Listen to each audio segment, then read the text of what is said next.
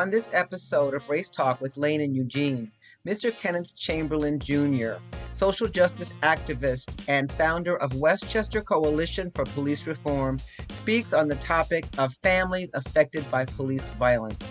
This panel discussion originally aired February 24th, 2021. Welcome, everyone. Welcome to Race Talk with Lane and Eugene. I am Reverend Lane Cobb, and I am here with my co-host, Reverend Eugene Holden. Good afternoon, good morning. Hello. Our topic today is families affected by police violence. Again, as I said, this is a 90-minute session, and we're going to go ahead and engage in question and answer for the last half hour of the program. I'm going to go ahead and introduce our panel. Our guests today are Mr. Kenneth Chamberlain, Jr., whose father was killed in 2011 by police responding to a non-emergency call after he accidentally triggered his medical alert device. And Kenneth Chamberlain Sr., he was a 68-year-old Marine Corps veteran and a retired correction officer. And police officers broke down his door and subdued him and fatally shot him, even though he let them know that there was no emergency and that he was fine. And his story has actually been recently made into a movie called The Killing of Kenneth Chamberlain. You can find that online. Now, after his father's death, Mr. Chamberlain became a very active voice in New York, and particularly Westchester County, New York, for police reform, and founded the Westchester Coalition for Police Reform. And that is a group of concerned community organizations and religious institutions and individuals that are committed to building safe communities, improving community police relations, and achieving greater police accountability and transparency. So that's all very important work. We also have with us today Ms. Nancy Maldonado, who lost her son Jonathan in 2017 during a scuffle with Greenburgh police responding to a shoplifting call. And unfortunately, Mr. Maldonado suffered a heart attack that could have been caused by the use of excessive force and the improper use of a taser and the way that he was detained during his arrest. And in addition, first responders delayed in administering CPR in his case. So his family has filed a federal wrongful deaths lawsuit against the town of Greenburgh and the police and the paramedics. And they're asking for more than $20 million in damages. We'll hear about the progress of all of these cases. We are also pleased to have with us Mr. Henderson Clark, whose brother, Kamal Flowers, was shot in an altercation with police in June of 2020 during a traffic stop and later died.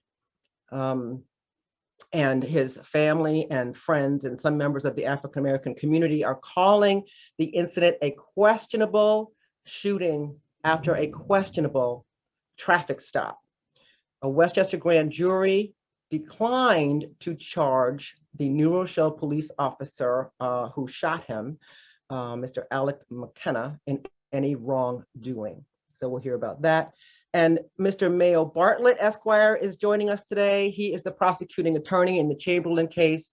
And Mr. Bartlett has been a guest on one of our previous Race Talk episodes about police reform. So welcome back, Mr. Bartlett. So pleased to see you and have you. Now, let me also say before we begin that although our panelists are residing in Westchester County, New York, we already know that these types of incidents are occurring nationwide. So any of these incidents can be found. We can read about them, but this is going to give us an opportunity to hear from some folks that are personally affected by police violence. And we're very, very pleased to be able to offer this to you. So now I'm going to turn things over to Mr. Kenneth Chamberlain, Jr. Good afternoon, and thank you for allowing me this platform to speak about families that are impacted by police violence here in Westchester County. We often say out here that Westchester County has its own George Floyd's. And I also say that it is interesting that it took a death over 1,000 miles away for New York State to say that Black Lives Matter. As you just heard Dr. Cobb say, my father was killed on November 19, 2011 by members of the White Plains Police Department. My father suffered from a heart condition and chronic obstructive pulmonary disease. He inadvertently triggered his life aid pendant, and the monitoring station attempted to reach him and was not successful, at which point they contacted White Plains police officers or White Plains Police Department, who are first responders. They arrived at my father's home. They knocked on the door. My father said that he was okay. He didn't call them. They insisted that my father open the door.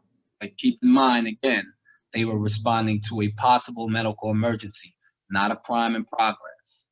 And for over 90 minutes, they would bang on his door. They would yell at him. They would scream at him. They would mock his military service. At one point, you hear my father say, "I'm telling you I'm all right." And the response from the officer was an expletive, "I don't give an F," and then responded with the N-word behind that. They eventually took the door off its hinges, fired an electronic taser at him, a beanbag shotgun 4 times, and then live ammunition shooting and killing him, alleging that he posed an imminent threat to life or well-being. Even in the beginning when this happened, I did not point the finger at law enforcement.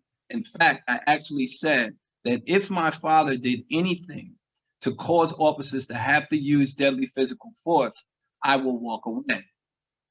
It was at that point that I received a phone call from the monitoring station that monitors my father's pendant. And they said to me, "We recorded the entire event." When we were permitted to listen to it, this is when we heard misconduct to murder. I will always say, even before I go further, that any information that I give to you in regards to the killing of Kenneth Chamberlain Sr. is available through Freedom of Information. You can foil it and you can check it out for yourself. Everything that I'm saying is factual.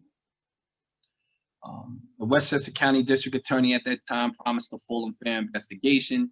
That was Janet DeFiore, who is now the New York State Chief Judge of the Court of Appeals. She sits at the highest court right now. But in May of 2012, she came back with no true bill in the killing of my father. A reporter asked her, "What about the racial slur that was hurled at Mr. Chamberlain moments before he was killed?" She said, yes, a racial slur was used and it should not be used by anyone, but she justified it. She said that police officers calling my father the N-word was used as a tactic to distract. I'll say that again. He said that the racial slur that was hurled at my father moments before he was killed was used as a tactic to distract him. So we moved forward with our civil proceedings at that time. Still not clear what was presented to the grand jury, why they didn't come back with some type of charge, especially when many of us have heard the saying that a DA can indict a ham sandwich. If you want an indictment, you'll get one. If you don't, you won't. So we moved forward civilly in the civil suit. And here's the most distressing thing about that. For some people, when you follow cases like this, you think that when families move forward civilly, that it is because we are looking for money. That is not the case. When we move forward civilly, it is now giving our attorneys an opportunity to look at evidence, what was presented, what wasn't presented, what will be presented, things that may or may have not been presented on a local level. And it allows us then to move forward. But even in this particular instance, in 2016, Westchester County jury rejected our claim. I'm not going to act as if I wasn't devastated when that happened, because I was. But I always say, that for lack of a better way of putting it, I can be very hard-headed and very determined. So I refuse to give up. So we appealed the case. And last year, in June of 2020, the Second Circuit Court of Appeals restored some of our claims. So we're back in court now. And I think it's interesting, again, is because this happened right after the killing of George Floyd, that the claims were restored. And now you see the government, the New York State government, who Governor Cuomo was saying that he wants all police departments, all cities to form task force and to look at police reform and reimagine what policing can be in a positive way. But again, it took a death that happened over 1,000 miles away before New York City or New York State looked at these killings here. So I always say that if you're going to yell justice for George Floyd, justice for Breonna Taylor, you have to yell justice for Kenneth Chamberlain Sr. You have to yell justice for Jonathan Maldonado. You have to yell justice for Kamal Flowers. You have to yell justice for Anthony Smith, who fortunately did not die, but was shot and killed by police officers in Mount Vernon. There's so many different deaths out here in Westchester County that people don't know about. And this is why we formed the Coalition for Police Reform, because we want to take the position and the role of pushing these cases and pushing the issues and supporting the families, because you're lost when things like this happen. So again, we're in court now. There's really not much that I can say as far as what's taking place right now. My attorneys just having meetings with the city of White Plains. But I will say this much: the city of White Plains has also formed a task force, Police Reform and Reimagining Task Force. But I think it's very hypocritical of the city and the mayor to say that Black Lives Matter, but you're still fighting my family, that you're still denying that what your officers did on November 19, 2011 was nothing short of criminal. So are you saying that Black Lives Matter because you believe it, Mayor Roach? Or are you only saying it because it's politically advantageous and because the governor mandated that this is something that has to be done? So I want to stop there because I want Nancy and I want Henderson to just give you a quick rundown of what happened to their loved ones, and bear with them, if you will. I've been doing this now going on 10 years, so and I still have no accountability, and it still feels like the very first time. But I know what Nancy and I know what Henderson are feeling right now, because they are just really stepping into this, and they have a long fight ahead of them. So I want Nancy to tell you about her son, talk about what did happen, what she can speak about, because there are some things from a legal perspective that she may not be able to speak about, but she can basically give you the bullet points of what happened to her beloved son. And it's okay, Nancy. I see your face now, but it's okay. Nancy, take your time. You do need to unmute.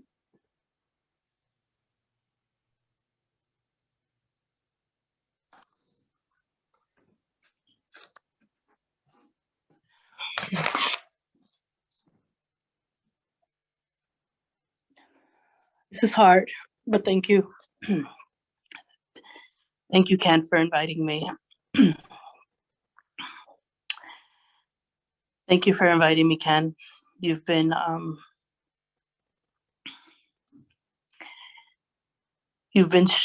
my strength, one of my strengths, Ken, and I don't know where to go with this. And when I don't know, I reach out to Ken and he helps me. My name is Nancy Maldonado, and I am the mother of Jonathan Maldonado, who was killed by Greenberg police in November of 2017. The call originally came in, it was something having to do with a shoplift call where my son ran from some store employees while he was already gone up the store, which eventually led to the police on the scene of a nearby park. And at that point, the employees had told the police that my son had put something in his mouth. He had ingested something or put something in his mouth, where they tackled my son down to the ground and told him to spit out whatever he may have put in his mouth.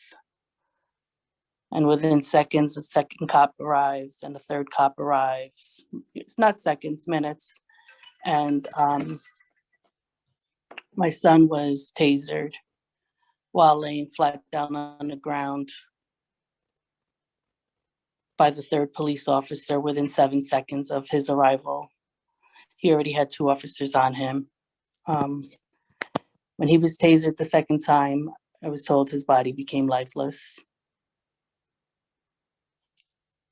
They eventually turned him over, cuffed him to realize that he wasn't doing too well. They administered Narcan, which is a drug to reverse the effects of opioids, numerous times. And that was the only care they had given him. And it didn't help my son until almost 10 minutes later that paramedics had arrived and realized that this kid's not doing too well. And when they administered aid to him, and my son went into cardiac arrest.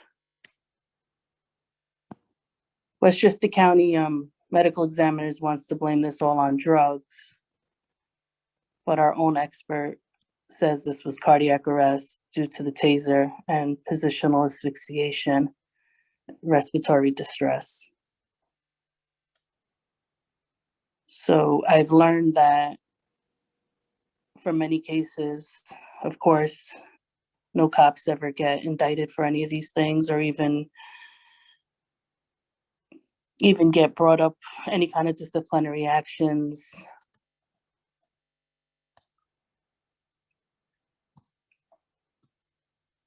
And this will continue to happen if there's no accountability, if nobody gets in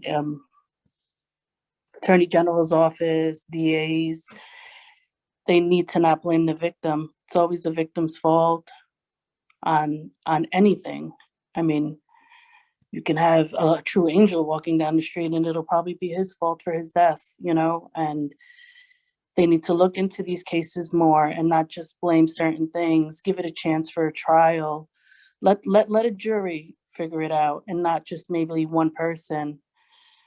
In my son's case, there was many, a lot of evidence, standby passerbys, store employees, and to my understanding, the AG's office just listened to a certain side or read certain witness, reports. So almost 2 years later, of course, nothing happens and they decided not to pursue any type of charges. So yeah, this is our 3rd year. And yes, we filed a civil claim. And now we're waiting. It's a waiting game. We're currently now in discovery still, and dispositions are taking place still. And hopefully by the summer, we'll know where we stand with this case. Is there anything someone would like to know or I left something out, you can ask. Thank you, Nancy. There's just someone in the chat that wants to know how old was Jonathan at the time. 21. Thank you. Thank you, Nancy. I know that it's very hard. I will say that for families like mine, well, Nancy will say sometimes when she sees me, she says that I make it look easy, but trust me when I tell you, I fight back the tears. Sometimes I can't hold them back. Because the system is so unfair. And especially when you know that your loved one didn't do anything wrong. But it's not easy. And we don't ask, as families, we don't ask for sympathy. We don't want you to feel sorry for us. We want you to connect with us and to identify with us and say, hey, Jonathan Maldonado could be your son. Kenneth Chamberlain Sr. could be your brother, could have been your very close friend. Kamal Flowers could have been your brother, your son, your nephew. And we want you to understand what we go through as families when a system of government places no value on the lives of our loved ones. Why do we even have to say that Black Lives Matter? We shouldn't have to even be yelling that. But unfortunately, we have to. And when we say Black Lives Matter, and then the response from some people is, well, all lives matter. That's a slap in the face to families. Because we know that all lives matter. But until Black Lives Matter, all lives don't. So Henderson Clark is the brother of Kamal Flowers, and I'm going to ask him to tell you what happened in his brother's death. And as Dr. Cobb said earlier, a questionable traffic stop. But we know it's not what you know, it's what you can prove. And I believe that Mr. Henderson Clark has the evidence, but no one will listen to him. But I'll let him, tell you that on his own. So, Henderson, you have the floor.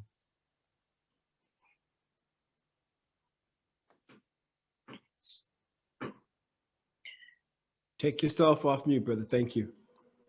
Good morning, everybody.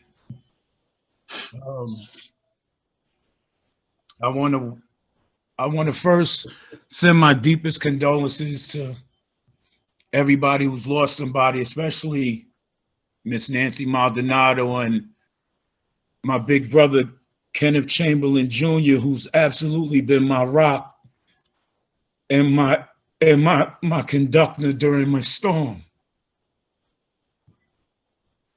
My brother Kamal Flowers was 24 years old, and he was murdered by NRPD officer Alec McKenna, who lied from the very beginning and said that there was a call describing the vehicle that my brother was in,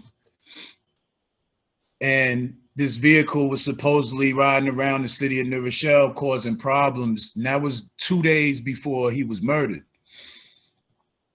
Officers had time to stop the car because they had saw the car different times on June 3rd. Excuse me. June 5th, there's a video that wasn't released to the public that shows the detective's car pulling up side by side my brother's vehicle and did absolutely nothing but followed them good mile away from the initial spotting. They lied and said that the car made numerous traffic infractions The car was pulled over in a completely dark area. My brother, who just came home from a prison bid for mistakes he made, paid his debt to society, ran with fear in his heart because over the years of witnessing on TV young black men shot down in the street, him coming from an environment such as the prison environment where the police treat you as animals, not humans, he feared for his life. So the only thing he knew to do was run. He was unarmed. They said he was armed. There was a press conference given the morning after he was murdered by the mayor of this city, Mayor Branson, with the police commissioner. And they stated that my brother pulled a weapon on the officer in attempts to shooting the officer. I raised that young man, may he rest in paradise, ever since he was a baby. That was my child. I taught him how to be a man. You're gonna pay for your mistakes as he got older, but he was mine. He slept on my chest as a baby. Police lied about killing him, said that he brandished a firearm. They said in the initial report that they shot him once when we witnessed he had 2 bullet holes in his body when the autopsy was revealed. First, the initial statement they gave is that they tased him. In the midst of him being tased, a struggle happened and a firearm was brandished and it was drawn and it was aimed at the officer, and the officer felt it was necessary to shoot and kill my brother. And after he shot my brother, he was on the ground and he shot 3 more times, but that video wasn't released until 2 days after the fact. I have compelling evidence that contradicts everything that New Rochelle Police Department has stated since the morning of June 6, 2020. The district attorney, Anthony Scarpino at the time, went for the most hardest, impossible charge you can go for in a secret grand jury hearing meeting, which was intentional murder, which means the officer woke up that morning and his intentions was to kill my brother. I have videotape that countless nights I've spent crying, researching and going over. I have freeze frames. I have videos that run that I put into one videotape that contradicts every statement from the morning of June 6th up until the time November 4th of 2020 when they passed a no bill against this officer, which means this officer will not be charged in the murder of my brother. The family was seeking second-degree murder charges. This same district attorney who had the secret grand jury hearing 2 years prior signed a bogus indictment that had me falsely imprisoned, wrongfully accused of a separate crime of distributing drugs, and I wasn't even in the state at the time of this said crime.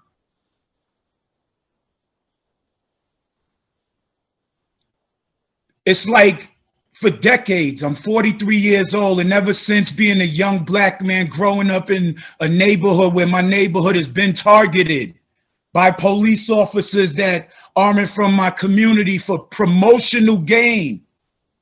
For decades, this has been happening to a point where there is no care for the young black man in the communities.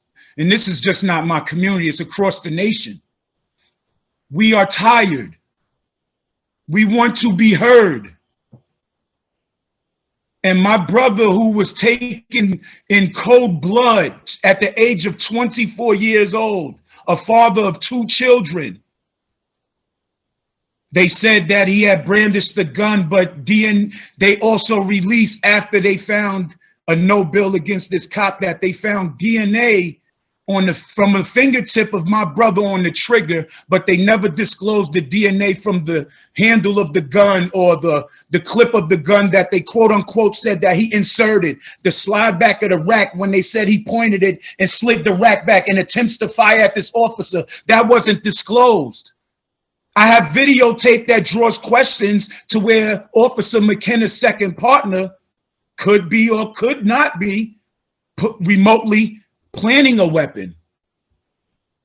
There was countless times that I've went and tried to speak to people and been turned down like I didn't know what I was talking about. 2 months after my brother was murdered, my mother passed. And part of that was from a broken heart. I will continue the fight. Not only just for my brother, but for my big brother's father, which is my uncle, Mr. Kenneth Chamberlain Sr., my brother, Jonathan Maldonado, DJ Henry, and the list goes on of so many people that voices have went in the dark, that we have to fight so much with obvious evidence that shows police misconduct on camera, on audio. How much do we have to endure when it's right in your face? We need help at all costs. Governor Cuomo felt like, I feel like in his aspiration, I don't mean to be like this, but I have to be. It's a song and dance because of the nationwide spread of innocent Black men getting gunned down, and it's getting out of hand. And now society in a whole of every race is starting to open their eyes and see, and they're getting tired. This is the time. Thank you, big brother. I appreciate you. Thank you, Ms. Cobb. Thank you, Mr. Holden, for having me on your show. Thank you, brother. I appreciate that. I saw a question in the chat that said we should clarify what is meant by police reform. And I always just simply say what the definition of reform is: to change into an improved form of condition. That is reform. If we know the history of policing that goes back to the days of the slave patrols, you know that it was never designed to have our best interests at heart. And I always say that over 160 years ago, a chief judge said that a Black man has no rights by which a white person is bound to respect. And we still see that happening today. Fortunately for us, we have individuals like one of my attorneys, Mayo Bartlett, who is on this panel and discussion as well. And I just want him to really say a few words about his role and what he does. He also sits on one of the chairs for the Westchester County Police Reform and Reimagining Task Force that I also sit on. And while we agree on some points, we may disagree on others, but we both have the same objective, and that is to ensure that the rule of law really applies to everyone. And the rule of law simply says that the government, its agents and officials are to be held to the same set of rules that enables a fair and functioning society. And until that happens, you will continue to have these types of extrajudicial killings and summary executions of unarmed individuals. But Mayo, I just want you to say a few words, and because I think that we need to go into steps to holding law enforcement accountable, what we can do as a people. And I think that it would be good to hear your position on it. Ken, thank you very much. And I thank everybody for being here. And again, thank you for allowing us to have this forum. The one thing that is clear to me is that we can't continue to litigate systemic change one case at a time. And we're always in a situation where we are comparing Mr. Maldonado's case to Mr. Chamberlain's case to Mr. Flowers' case to George Floyd's case. And depending on the flavor and the temperature at the time, one case will receive much more coverage and will be given more significance than the other, when really we can look at systemic change, and that's what's necessary, along with what we're taught in school from the time that kids are little children, that we're compelled to go to school, but the government's not compelled to give an adequate education. So many of the things that we're talking about end up being discussions of incidents that happen states away, thousands of miles away, sometimes even in another country, when we have our own incidents right in our own backyard, sometimes in our own town. And I can't tell you how many times that Ken and I have given presentations in White Plains, only to hear someone not know about Mr. Chamberlain, somebody who lived 2 buildings away, who didn't know what happened in their own complex. And if we look at the history of policing, it's beyond black and brown. It really talks about protection of power and maintenance of power. And I just suggest to all of you, if you have an opportunity, PBS had a documentary called The Mining Wars. And the Mining Wars talked about McDowell County, West Virginia, and how the coal miners who were integrated in West Virginia right before World War II, actually, and after World War II, had formed a union, and how the coal mining company used the police to kill the union leaders. And one of the union leaders was a Hatfield from Hatfield and McCoy fame. But again, the police were there at that time to protect power. So it's evolved over time. Nonetheless, the police union has always been a very strong union, and so many elected officials would do basically an assessment of what made more political sense for them. Was it better for them to have the backing of a police union, or was it better for them to actually look at what happened and perhaps be critical of the police? And when you look at the elected officials who have criticized police or embraced reform, more often than not, they have had a tremendous backlash by law enforcement and unions. In my estimation, the only way that we will ever have success is number one, by learning about what's happening in our own communities, and also by having structural change. So I'm the co-chair of the Westchester County Task Force on Police Reform and Reimagining the Police. And we have a heavy emphasis on reimagining. And Ken Chamberlain is on the accountability working group for that task force. And we've met over 200 hours for 8 months, looking at exploring police best practices, not limiting it to New York State or the United States, but looking at what works well and where does it work well, and looking at ways that we can put things in place that are structural, not something that's limited to being an executive order, which can be undone as soon as somebody else comes into power, much as Donald Trump undid many of President Obama's executive orders, and now President Biden's undoing many of President Trump's executive orders. So executive orders sound nice, but they're really ultimately are a stopgap measure, and it's something that should exist while we have structural policies and structural legislation put in place. And I just think there are a few things we need to look at, one of which is, why is the grand jury secret? Okay, what about a grand jury testimony requires secrecy? In theory, if you're going to be a witness, you're going to be a witness ultimately at a trial if there is one. And you're not going to be hiding behind a wall someplace where we don't know who you are, because the confrontation clause of the Constitution says we have a right to confront evidence against us. So by having a secret grand jury, it gives cover to bad actors. It allows a prosecutor who has no interest in prosecuting police to pretend to prosecute the police. And perhaps the best example of that is Breonna Taylor, when we learned that no evidence was presented to the grand jury that could have subjected any of the officers who killed her to accountability for her death. And the one thing that I have to say, and my condolences certainly go out to Ms. Maldonado and to Mr. Clark and to your families, and of course to Ken Chamberlain. I mean, and Ken is like family to me.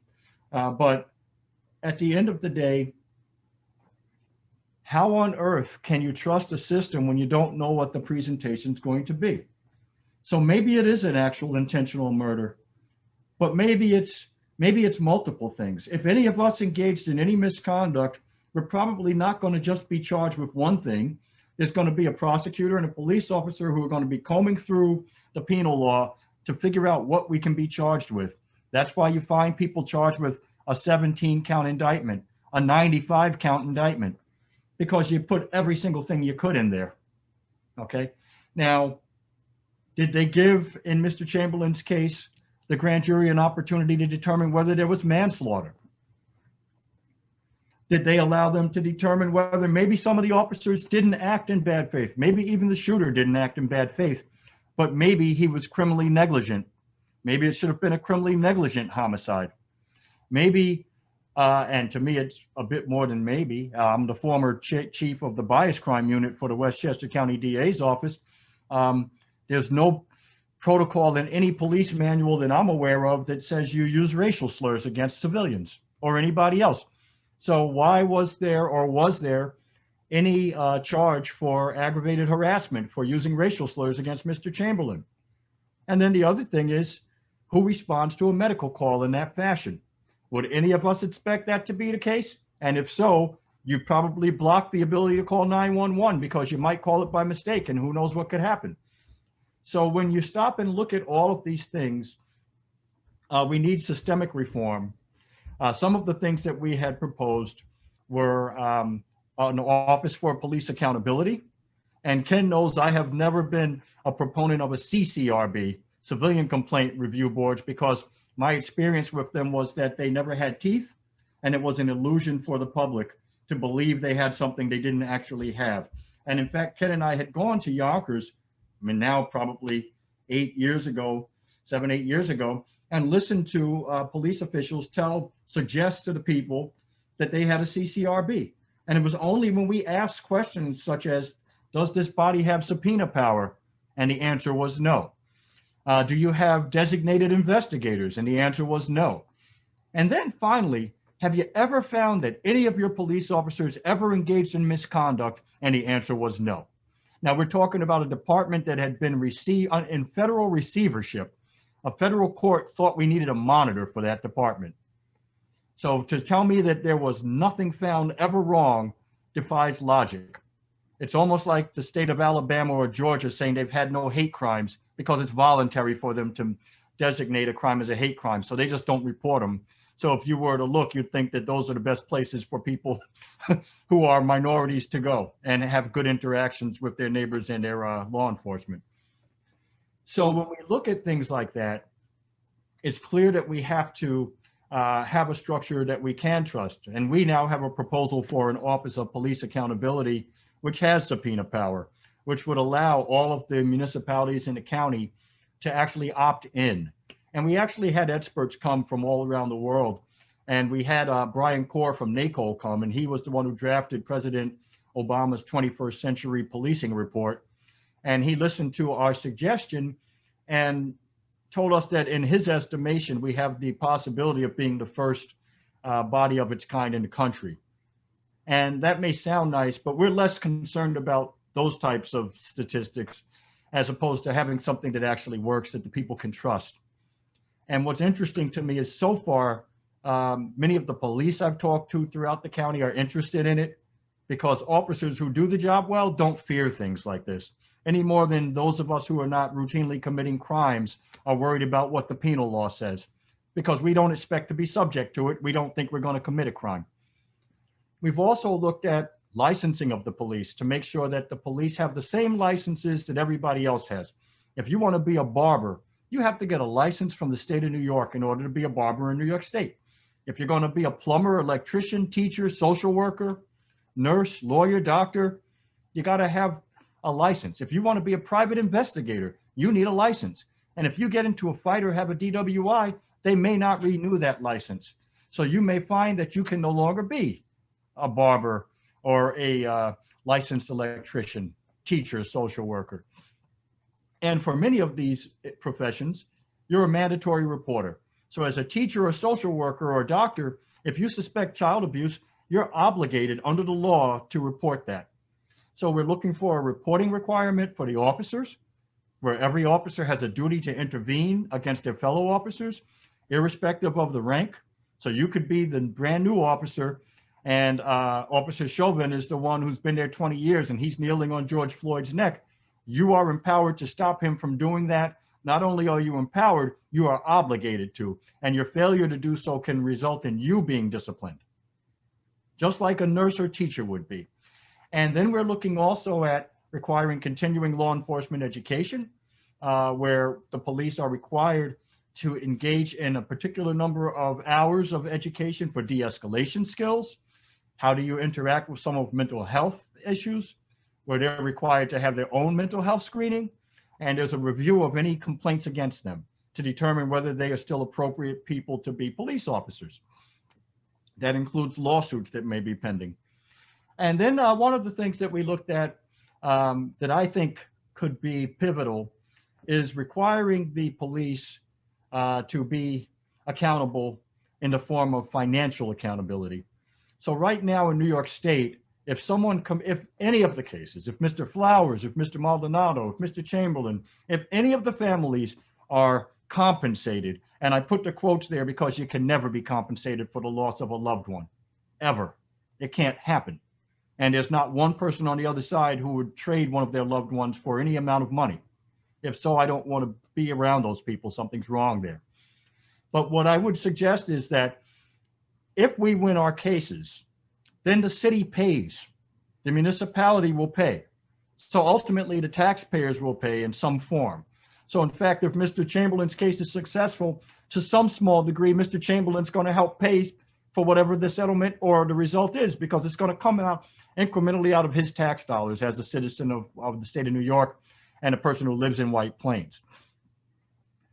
What we're looking to do is to say that if the city or the municipality pays out any money on behalf of the police as a result of intentional or reckless misconduct, that those officers should be accountable and should have to pay that municipality back. So if you now know that whether it's $5 or $5 million, that municipality can come back to you for that money, chances are much less likely you engage in that misconduct, because now it's real for you. It means you may lose your pension. It means you may lose your home. And if your fellow officers believe that they may lose theirs, they're not going to watch you put them in harm's way financially.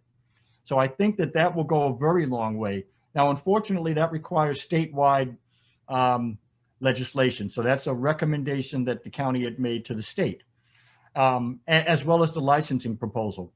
But these are things that we should be talking about, looking at how do we structurally change it so that it makes sense.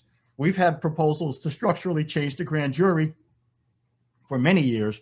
And when Judge DeFiore was the DA, we asked for an independent prosecutor in the Chamberlain case, because in our mind, it's not to say you can't do the job well, but it's just to say that for the appearance of impropriety not to exist, you have to have somebody else do the investigation. And it also gives, if anything else, it's a positive for the municipality as well as for the prosecutor's office. Why would you want to be in a position where you have to prosecute people that you work with each and every day? It makes sense to have someone else do that. Now, you'll probably be surprised to hear that almost all of the chiefs of police that I've spoken to are in favor, and actually they've suggested that in police shootings that don't result in death, that another municipality engage in the investigation. And I think that that's smart. I think that that's a lot of vision there, because it takes it away from the department itself. And we have to understand that many of the departments we're talking about are very small. So we may have a department of 23, 24 people in it. how on earth do we expect them to even have the resources, number one, to do a full investigation? And I'll just say that as a criminal defense attorney now, you know, I engage and I represent people sometimes charged with homicides, that you would be amazed at how many departments do not feel that they are comfortable with their ability to investigate a homicide on their own. So they contact the county and have the county come in and, for all practical purposes, do the investigation. So if they're not able to do that, what would make us think that they would be able to police themselves and to do an honest and full investigation, or even if that's what they're interested in doing, that they necessarily have the resources? The other component is that if we go back to Serpico, and some of you may remember him, he was the officer for the NYPD who nearly lost his life at the hands of his fellow officers who clearly were not backing the blue. They wanted to kill him because he was a whistleblower and he was investigating misconduct amongst the ranks of his brother and sister officers. You have to protect those officers as well. So we have to protect the officers who are good actors, who are there to do the right thing, who are trying to tell the truth and trying to actually make sure that their department maintains its integrity. And sometimes those officers fall out of favor. So you don't want to be that officer in a small department and have the rest of the department turn against you, because then the disciplinary procedure can be against you as opposed to looking into misconduct. We had a presentation, and Ken, maybe you can help me remember how long ago it was, but with the Urban League and the Westchester Coalition for Police Reform, and we had a summit at Pace Law School where we had people from all over New York State and outside of the state, experts in criminal justice. And we were fortunate, we had a number of leaders in local police departments come and participate. And one of the leaders was Chief Tedesco from Troy, New York. And Chief Tedesco was someone who fascinated me because I kind of fell upon his story. He had called the FBI in to investigate his department because he felt there was too much misconduct there, and it was more than he could handle himself. Immediately after inviting the FBI in, his Internal Affairs Bureau wanted to do an investigation of him and wanted him to be interviewed. And Chief Tedesco said, you know what, I'm fine with that. As a matter of fact, we can have the media there for my interview because I haven't done anything wrong. I'm happy to have light shed on what I do. And when he said that, they decided that they weren't going to do it anymore. But we have to protect people like that. So you can't trust his department to conduct an investigation of him. So, you know, I know that we have to move on, and I appreciate you giving me some time just to make some suggestions to you.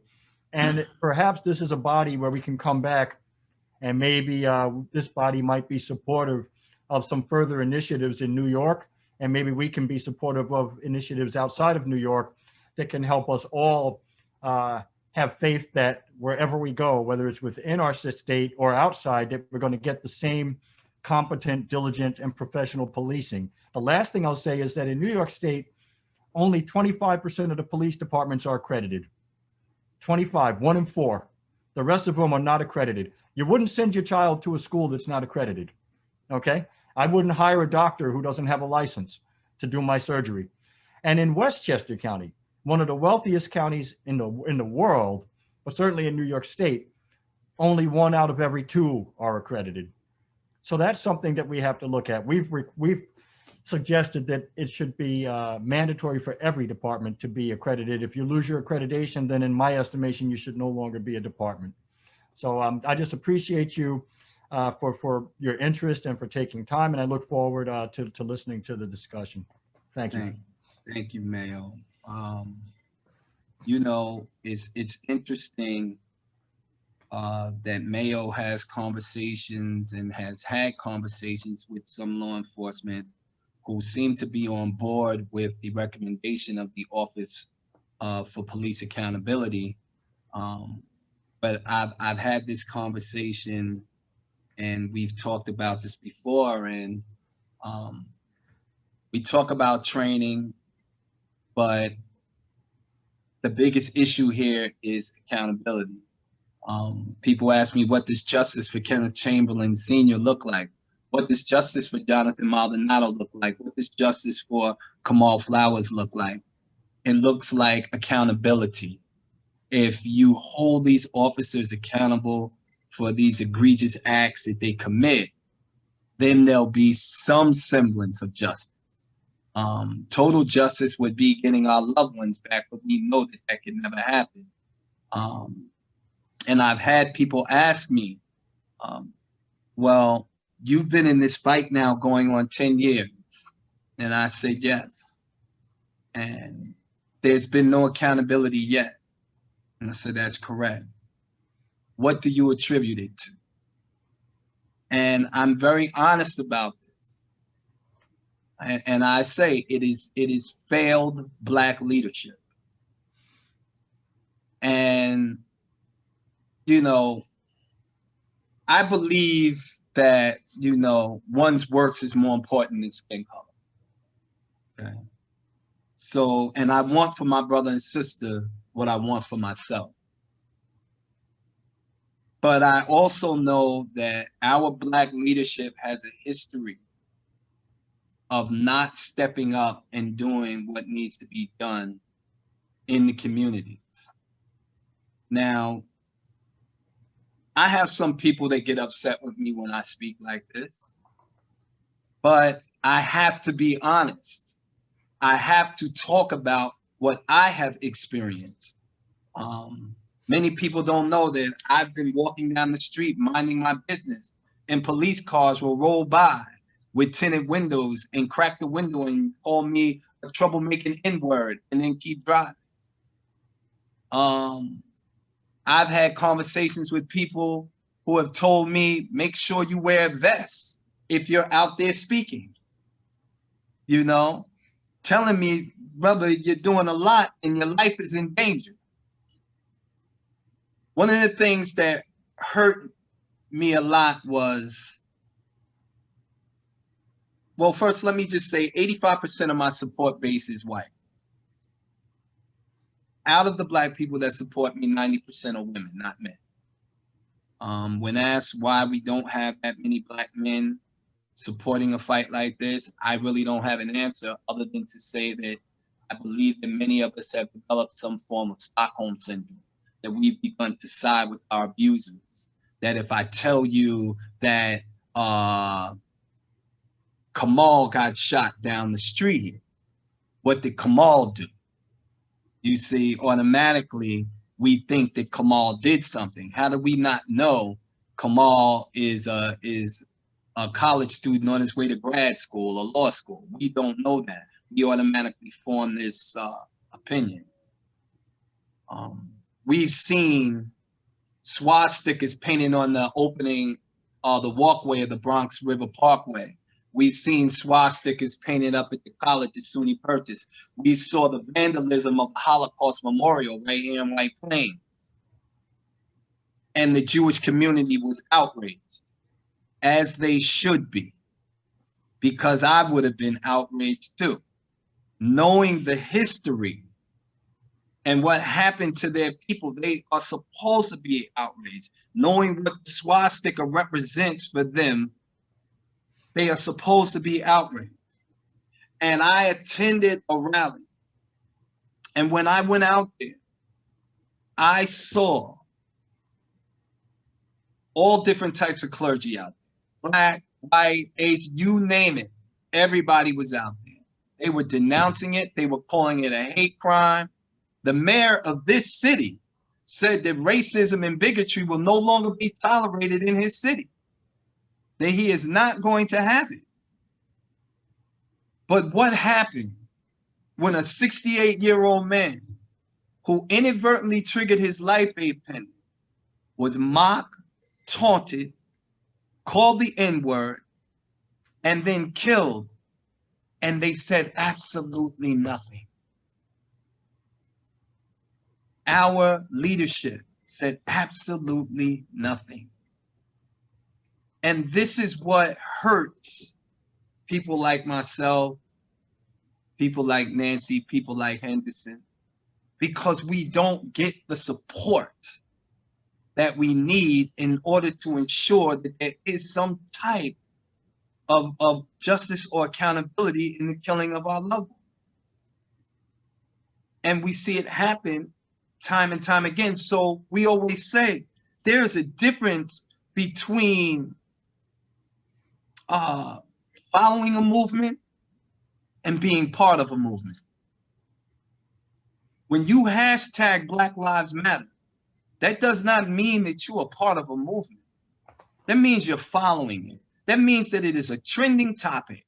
And if you hashtag it, people will see it. But we need people who are boots to the ground, who are going to stand there with us. I mean, I'm looking now and we have about 67 people on this Zoom conference right now. If 67 of us went to the county legislators building right now, we would pack it out. It would be standing room only. If we went to the Common Council of the city of White Plains right now, we'd pack it out. So while I tell people I'm not a fan of marches, I will say this: if we're going to march, let's march to the legislator's office. Let's march to the Common Council. And let's demand accountability in the killing of our loved ones. Because if they don't understand anything else in 2021, they understand the power of the vote now. And they know that people are starting to wake up. And they're beginning to see that all this time, leadership had us believing that things were happening that weren't actually taking place. When we were talking about this, as you heard Mayo say, we were talking about independent prosecutors over 10 years ago.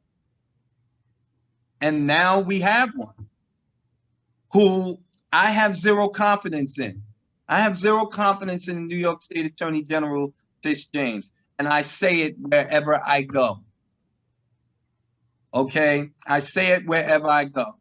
She has not shown me that she is for all the people. She has not shown that. Suing the NYPD does nothing for families that are impacted by police violence. And I say this all the time. If you were as diligent when it comes to extrajudicial killings and summary executions of unarmed men, women, and children as you are as going after former President Donald Trump, then we would really see some type of real change. But as it stands right now, she has not held anyone accountable in anything that her office has investigated yet. We haven't seen anything. So we do not. Families that are impacted by police violence do not have confidence in her. And many of us voted for her, believing that she would go in there and affect positive change. So, Dr. Cobb, I know that I see Carol Johnson has a hand raised, and I don't know if you want to take over and lead that portion, and I'll answer questions or whoever wants to answer a question if it's direct. Let me say this. First of all, thank you to everyone. Thank you to our panel for your authenticity, your transparency, and your courage sharing with us. I want to go over just briefly. There are people who don't still understand how to raise their hand. And so there are a couple of ways. If you go to the participants button at the bottom of your screen, and then you find your name, there is something there where you can say, raise my hand. Also on the bottom, there is something there on the right-hand side called reactions. And you hit that, and there is also a button there that is a prompt for raising your hand. What I'd like to do is I'm going to say we would love to hear from some of the folks that are here for the first time today. We also want to request that you keep your questions and comments to under a minute, because we want as many people to be able to get their questions answered. If you have a question that is directed towards a particular panel member, just let them know that, all righty? Also, Eugene, is there anything else that I've missed about this process? No, I think that's it, Elaine. All right, lovely. All right, so Eugene, I'm going to turn this portion of the Q&A over to you. Okay, so we have Carol Johnson first, and then we have John, Joe, Jeff, Leah. Carol? Ready? First of all, I offer my condolences. I can't imagine dealing with this without any resolution for 10 years. I've been the mom of Black young men for 30 years, and it scares me every day. I live in Rochester, New York, and last night the Attorney General announced that none of the 7 officers that murdered Daniel Prude here last year will be indicted. She said she could have, I don't understand the law. She could have indicted them, but she sent it to the grand jury and they are not holding them criminally responsible, for which she said she is very disappointed, but she didn't do anything about it herself. I don't understand it. So Carol, is there a question that you want to ask? no, I'm just wondering how groups that you're working in, Mr. Chamberlain, we have a big refund the police thing going here in Rochester, and how we can connect with other groups across the state to just maybe build our numbers a little bit. Well, you can definitely, I believe that the Coalition for Police Reform link was put in the chat earlier. And you can definitely hit that link and reach out and someone will get back to you. We will invite you to our meetings. We meet every third Thursday of the month. And we discuss, what we're doing, any events we have coming up, any rallies, any protests. And it is great to connect because it's going to take a collective, that collective impact. It's going to take networking throughout not just New York State, but the country in order to affect positive change. Can you imagine right now having not just Rochester out there dealing with the Daniel Prude issue, but White Plains, Brooklyn, Manhattan, all over New York State? If we all ascended at one point at the AG's office and made it clear, and here we go again, another no true bill. And Mayo, correct me if I'm wrong, if she wanted the indictment, she could have charged them without presenting to the grand jury, correct? Or absolutely. People are charged every single day without the case going to the grand jury. Matter of fact, people sit in jail. They have up to 45 days to present the case to the grand jury. And if you charge a misdemeanor, you can reduce it and you have more time. So it's an excuse that really doesn't hold much water. see, so I again, it's hard to put trust in a system that continues to fail you over and over and over again, because an indictment for Daniel Prude would have been an indictment for Kenneth Chamberlain Sr. killing, would have been an indictment in the Kamal Flowers, the Jonathan Maldonado. We would have been okay. Maybe there's some hope now. But as we see, she did exactly what we knew she was going to do. Fail us. Thank you. Oh, man. Let's go with Joe, then John, then Jeff, and Leah.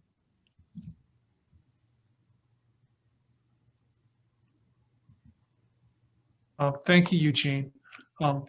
Before I begin my comment, I would like to say I'm sorry to Kenneth Chamberlain, to Nancy Maldonado, and to Henderson Clark for the harm that they continue to experience. the comments I would like to make, it has to do with considering another police reform component. I have briefly discussed this with Mayor Bartlett in the past, and it has to do with adding a community representative to collective bargaining. And by that, for example, the city of White Plains is coming up for its collective bargaining renewal of its police contract in June of 2021. And my suggestion is that we add a community representative to the White Plains negotiating team. This would make the municipality think twice before it made concessions to the police union, because these collective bargaining continues to get in the way with a lot of legal reforms that we're making now in response to the Executive Order 203. And I suggest that with someone watching, a neutral representative from the community on the team for the city of White Plains, that would have a chilling effect on White Plains making concessions that provide extraordinary protections to the police officers, such as a 48-hour protection window before they have to participate in investigations, and similar protections that the police union pulls over on municipalities, because municipalities don't think much of giving up items of social justice in exchange for dollars. That's my comment. Thank you so much, Lane and Eugene, for making this opportunity possible. Thank you, Joe. May I very briefly just respond to the comment? And Joe, I think it's a great point. The one thing that I think we always have to be aware of is that if we're going to have civilians participate, they have to be well versed in the particular area.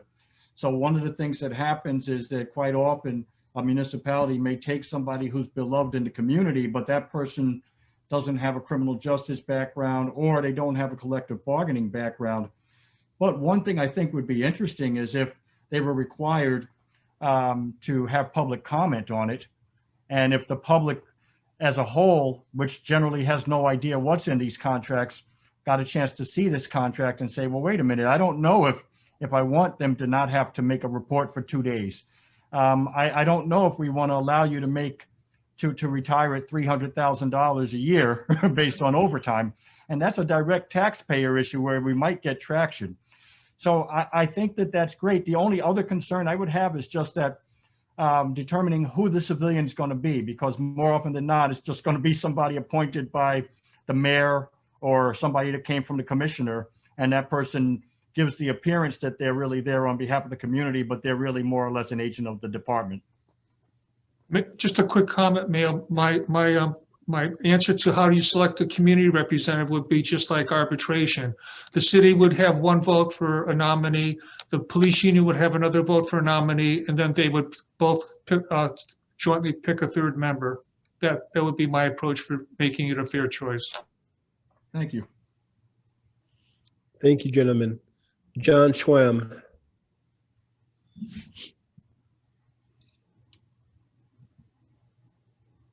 John, you're on mute. You're on mute, John. Okay. There we go.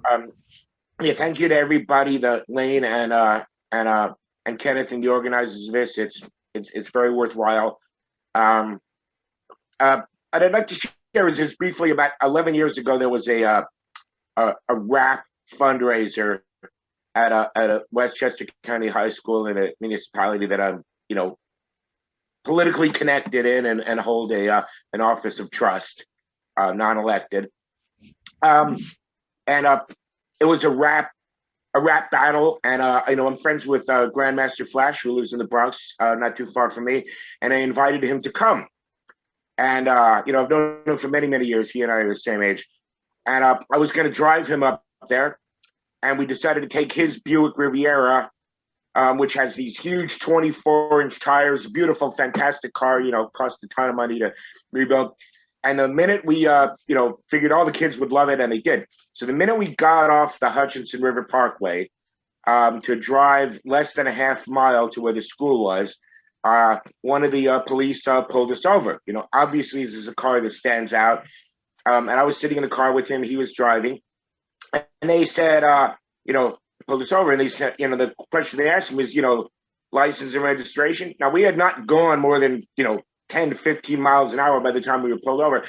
And he gave him his license registration, and I chimed in, sitting in the passenger seat. I said, why are you pulling us over? I happen to have, the cop and I knew each other by sight, and he said, well, he's got illegal tires. And I said, really? You got, what's the statute on that? Like, cite the statute. And he says, well, it's a judgment call.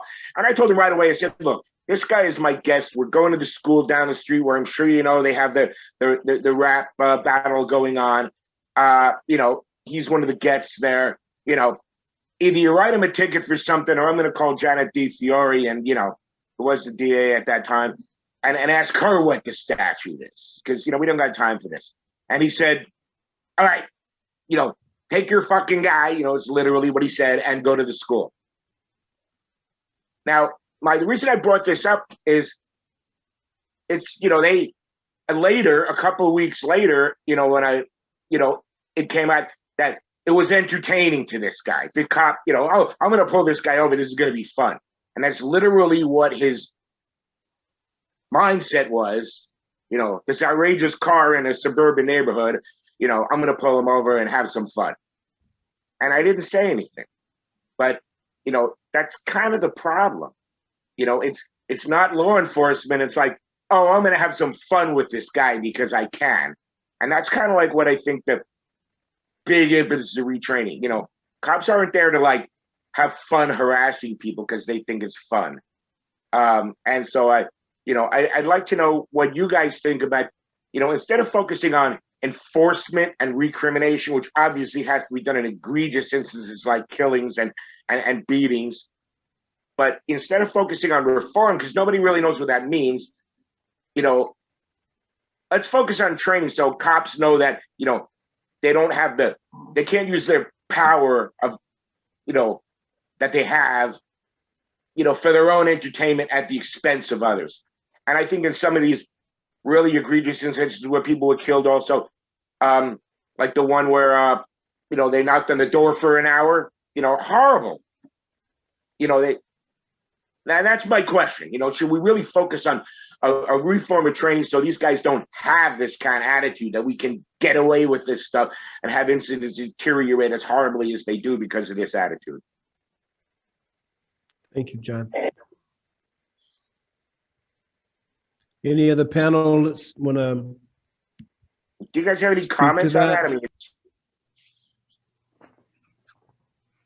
Well, I would just say that the police know that they can't stop somebody for fun. So, I mean, we have training, and the training's important, but an officer that does that is not mistaken. That officer didn't think that the training permitted that. So it doesn't matter how much training we give. And I'm a proponent of training, don't get me wrong. I look at it as I do for my colleagues that are lawyers. Before we become lawyers, we have to take an ethical exam. And nobody that passes the exam says, circle D, steal the money from the client. Okay, but we know there are going to be people out there who will steal the money from the client. And those people are not going to benefit from training. Michael Cohen is going to be Michael Cohen. He's going to commit crimes. He's going to try to intimidate and extort people. So we have to have accountability for those individuals. Now, it's a different story. Yes, there are some things that are gray areas where the officer in good faith made a mistake. That's a totally different area. And we tried to address that comprehensively in training.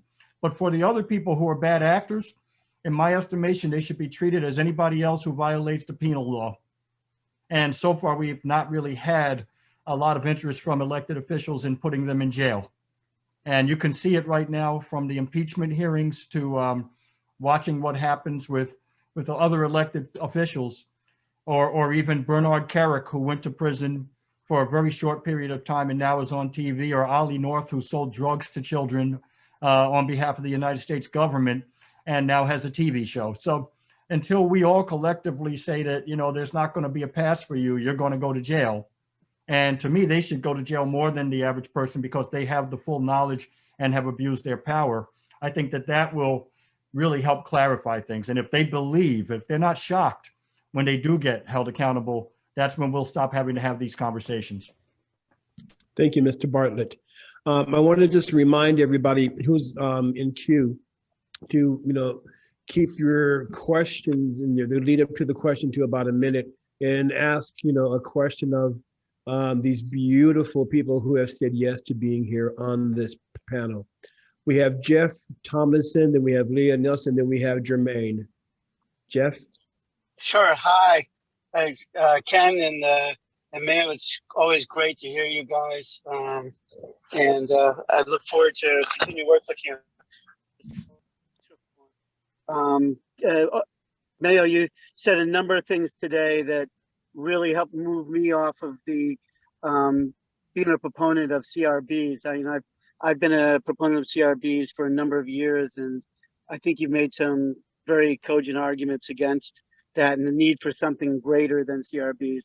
I guess my questions are more mechanical questions about what the next steps are with the Westchester County's proposal. I just make comments on them. Most of them are supportive. I love your Office of Police Accountability proposal. And just wanted to know what the next steps were and what the time frame was, because I think we're in a short time frame now to get things in before the end of March, right? You're correct. It's great to see you, Jeff. We're meeting with the County Board of Legislators now. We've already had our second meeting, and we're having working sessions where we're discussing the framework and looking at exactly what it should be. And I give a tremendous amount of credit to Ken Chamberlain for his ideas as it relates to the Office for Police Accountability. And we hope that it's going to be something that transcends what we tend to think of as a CCRB. And the other thing is just that it's going to be an initial framework, but this is something we have to continue to work on an ongoing basis. If we stop, then we'll never really be where we ought to be, so we can continue to explore best practices. But I expect we'll have, ideally, we should wrap up our meetings with the county board within the next 2 to 3 weeks, I would think. And then we'll have to get the report out to the governor's office on April 1st. The other thing I'd like to say is just that we started in Westchester County before the governor had his executive order. And I'll also note that Ken Chamberlain was one of the people, along with other members from the Westchester Coalition for Police Reform, that was meeting on an ongoing regular basis with the county. And as Ken said before, we don't always have to agree on everything, but it's great to have the dialogue and to know that the door is open to have the conversation. Thank you, Mr. So Bartlett. if we have feedback, we should send it to you.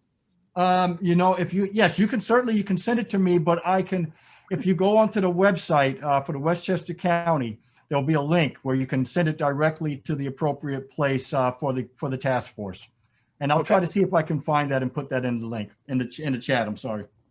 Okay, great. Thank you. Lee? Hi, thank you all for your stories. I think you're really brave for coming on, and my condolences, heartfelt. And Mr. Chamberlain, it sounds like your father was tortured, really. And my heart goes out to you, and I commend all the work you're doing. I've heard you guys, both you and Mayo Bartlett, speak on a couple of occasions, and I am a vocal citizen and in Ossing's police reform process. And because of recommendations that I've heard from you guys, I've been advocating for the change in the indemnity clause. I just want to know what we can do now as far as the state getting the state law changed in order to further that, our ability to change the indemnity, because I think it's really important and our most immediate and accessible tact to getting police accountability for their misconduct.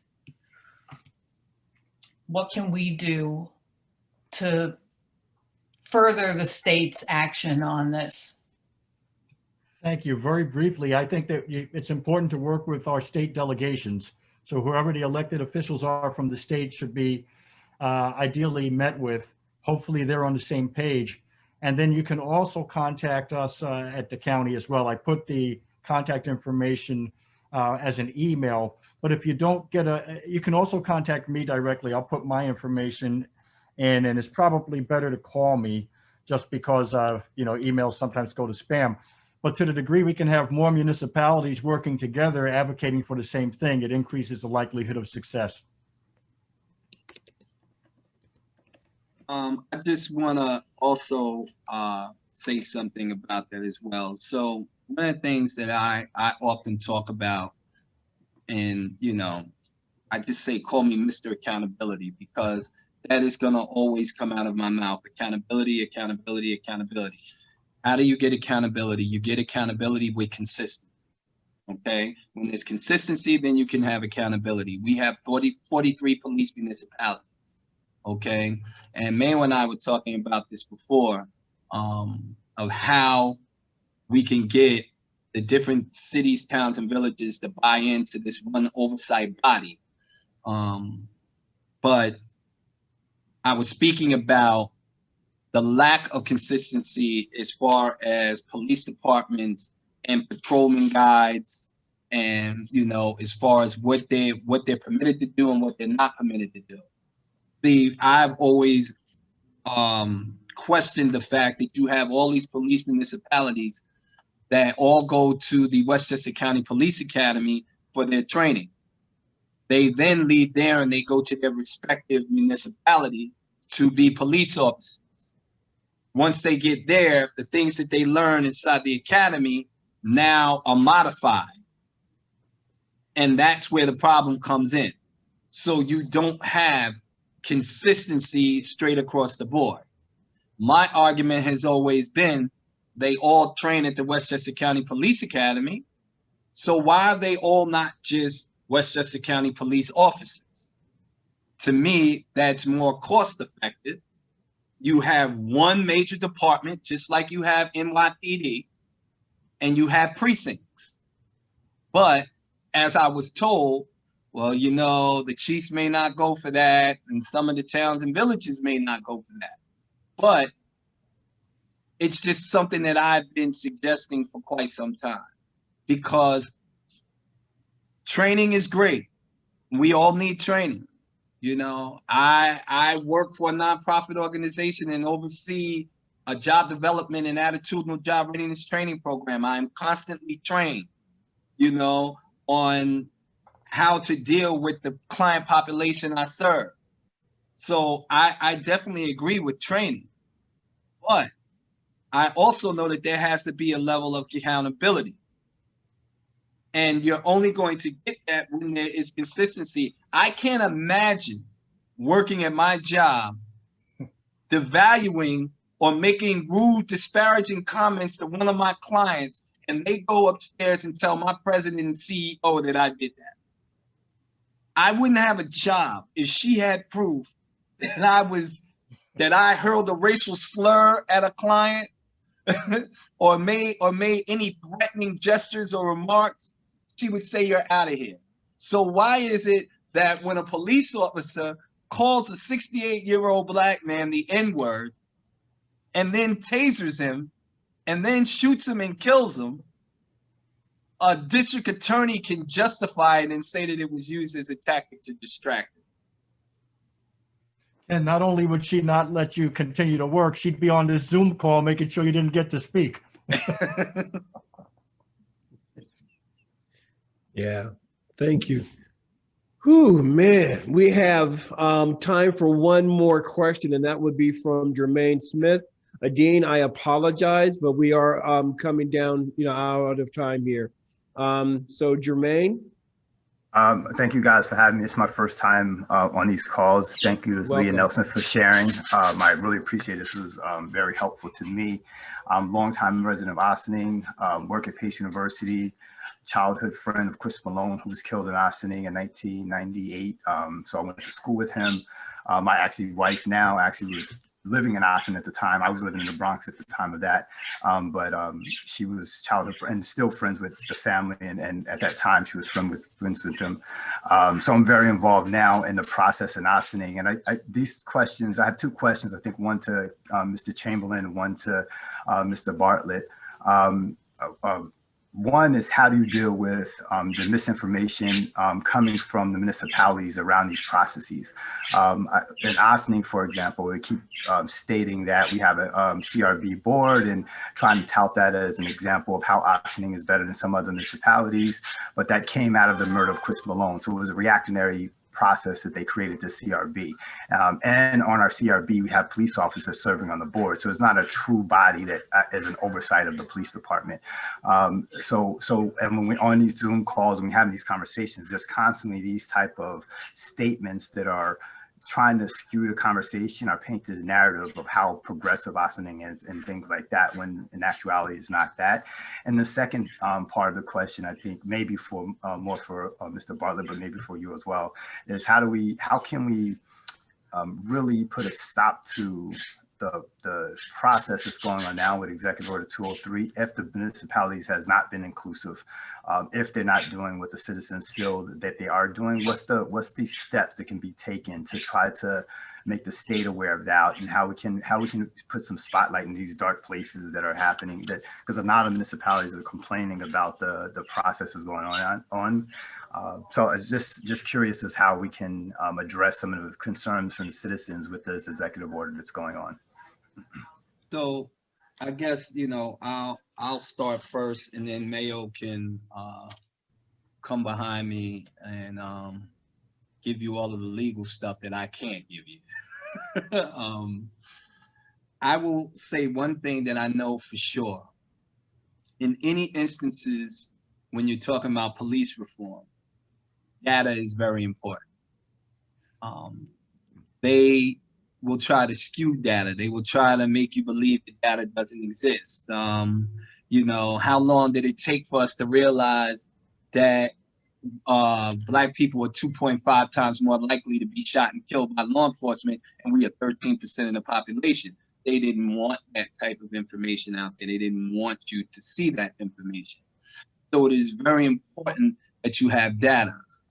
What has the CCRB done since it's been, running in Ossining? Have they held any officers accountable? Has there been any instances that we know that you could substantiate and say, we know that this officer's behavior was criminal, or they're guilty of misconduct or some type of brutality, in order to say the CCRB isn't working? Does it have subpoena power? Are these officers compelled to come speak to the CCRB? And if any recommendations come from that, what does will the chief really adhere to those recommendations? If the recommendation was to terminate an officer, will the chiefs of that department say, okay, we have to get this person out of here, and it's in the best interest of the department, it's in the best interest of the village of Ossining? These are the things that I see. And one thing that I know as far as the executive order is that if you feel like Ossining has not done what they're supposed to do, you can challenge it. You can challenge it. You have that right. But you have to have all the information, and you have to be factual, because you can't speculate. See, one thing that we have to understand in this type of fight with us, anytime we say something, we have to be able to back it up factually, because if we lose the credibility, then we lose the fight. Right. The cities, the towns, the villages can lose credibility and they'll get it back, but we won't. There'll always be the person that went out there and said the wrong thing, and, oh, we can't believe that person. They said this and it wasn't true. So I would simply say, please make sure that if you're going to contest anything, that you have factual information. This is why, even when you heard me speak in the beginning, I said anything that I say related to the killing of Kenneth Chamberlain Sr. is available through Freedom of Information, because that usually stops the people who want to say that you're misrepresenting what's being said, because they can foil the information themselves and find out. But I'll let Mayo give you more information on it. Well, I think that one thing we have to do is become savvy about how government works, and make sure that we are able to even have access to the information surrounding government hearings or bodies, and that when we have these task forces, that we express an interest in being involved to the degree possible. And when there are public forums, that we participate and go to those public forums. So if we have an informed public that is reading the newspaper, because that might be where the notice is going to be, or that goes and visits the Ossining website, because that might be where the notice is going to be, it makes sense to me to make sure that you contact the government and ask them, how do you plan to get this information out to the public? Because they can satisfy their requirement. It doesn't mean anybody's going to see it. And it may not be intentional. It doesn't mean that the town or village is trying to hide it. You know, quite often they struggle to get things out to the public that they want to get to the public. So that's important. And I can just tell you, for the county, I think we had probably 5 or, I can't remember, but close to 5 or 6 public forums. The other challenge was that we're doing it now during a pandemic. So initially we did it online, and then we had actual in-person opportunities for people to come. And then my co-chair and I decided that we didn't want to have people going physically to locations, because we didn't want somebody to get sick or bring something back to their family. So we went strictly virtual. And I think that was maybe a week before everything had to be virtual anyway. We did try to make sure that we where possible, had as many outlets as we could, and we still are having public comment. So for instance, you can still come to the County Board of Legislators and voice your opinion and be heard. And we have a draft report, but we're still able to consider additional input.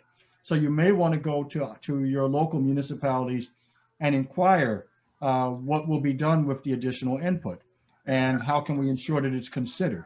Now, being considered doesn't mean that that's going to change the report or the working group's efforts from the last 8 months or whatever it's been, but at least it can be considered, it can be heard. Some municipalities are simply doing surveys, and their report is 2/3 survey. So it's just basically saying this is what people answered. And that's fine to have the survey there, but in my mind, the survey is not a substitute for looking at actual policy. So those are just some of the things that I think that we can do. And just asking them for the steps that they took to ensure transparency. Yeah, and I just want to point of clarification. I've been participating in all of that. I've been reaching out to the municipality. I actually asked to be on a working committee. So it's been a lot. It's been a long, ongoing battle, and this is trying to get some clarification on what I can do after all of that. Like what can we do moving forward? Because we've done all except for one of the Zoom calls for all of different communities. And Ossining has been good as far as that getting the public feedback. But as far as, I told them on our last call, they're hearing us, but they're not listening to it. So they're not including in the conversation, not including in the draft. And just the conversation, even with the working committee, they're not really, the working committee is pushing back on the village. So there's a lot that's going on behind the scenes. So I think that was my question, more so of, if we do all of that and we're trying to be engaged in the process, and I've even been on the call with Black men in the community with the mayor and the board of trustees, and trying to have this conversation and get some of these the feedback to them, but it falls on deaf ears, because we want to, the first thing we always say is accountability and change in policy. We need a use of force policy, so that way officers know what the policy is, and then when they violate that policy, then you can hold them accountable for that. So we want these specific things that haven't been included as well, just like the training we think should be, it's not the end all, but if you reset and put everyone on the same tier as far as this is what the training is, this is what our policies are, then they can no longer say, oh, we weren't sure, our old training said this. So I'm in favor of a training just as a setting that foundation. But after we do all of that and we still don't feel like the report or the draft is inclusive of that, or including certain things, like that was my question, like after all of that, is there anything we can do? Contact the state, the Department of Budget, like how can we, put some pressure on the village to really reassess how they're doing the report?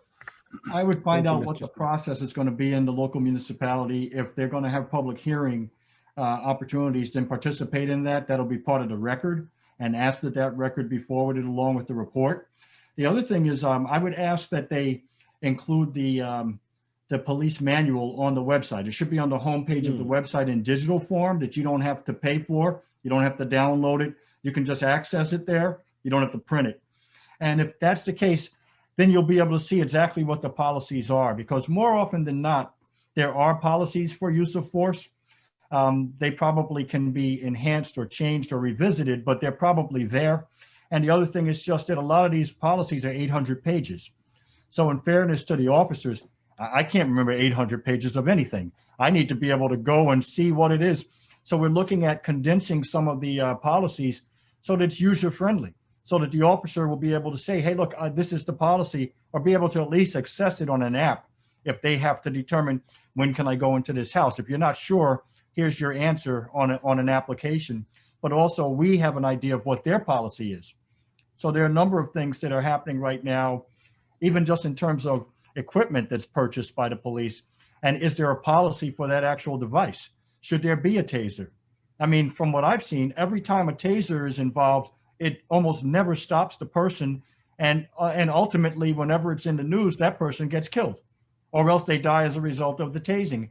And the manual itself says you can't use it on someone who has a medical condition, certain, in particular, a cardiac condition. So those are the types of engagement that I would suggest, though. And that way, specifically ask those questions so that you can have an answer. They may not have considered it yet, but at least they have to think about it. And, then you'll be able to make sure that those concerns are forwarded. And then I would also ask that the task force remain in existence after April 1st, because it's something that should be an ongoing body for the county or for the community, wherever you live, so that you can continue to look at best practices for policing. Thank you. Thank you so very much.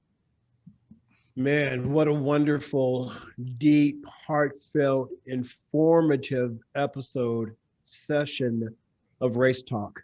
Henderson Clark, thank you for being here, my brother. My heart is out to you, as well as Nancy Maldonado. Bless you, bless you, bless you.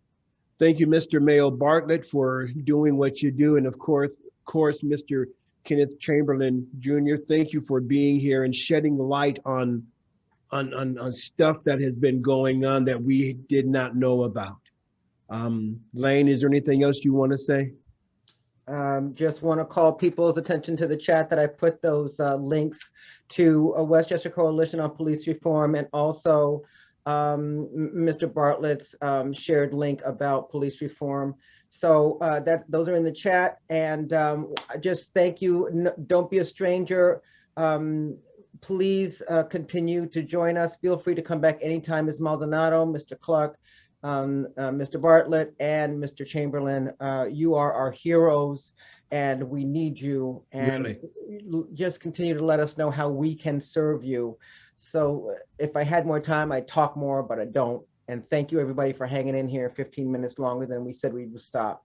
All right, we love you all. We will see you next week. We'll have a wrap up for this season, and then we'll start another 8 weeks of Race Talk with Lane and Eugene. Thank you, everyone.